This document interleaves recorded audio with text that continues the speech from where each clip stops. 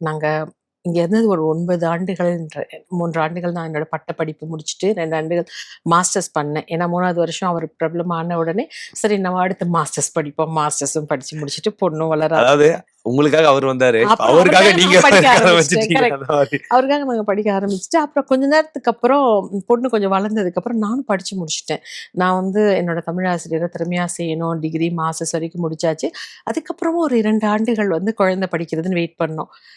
அப்புறம் வந்து குழந்தைக்கும் வந்து அங்கே இருக்கிற சொந்தக்காரவங்களெல்லாம் மிஸ் பண்ண ஆரம்பிச்சாங்க. நானும் வந்து ஒரு ஆசிரியர் நம்ம படிச்சுட்டு ஒன்றும் செய்யாமல் இருக்கோமே, ஏதாவது செய்யணும் அப்படிங்கிற ஒரு ஆர்வம் இருந்தது. அப்போ வந்து எங்க தமிழ் ஆசிரியருக்கு எங்க எங்க ஊர்ல இருக்க அந்த ஒரு இது இங்க இல்லாத மாதிரி இருந்தது.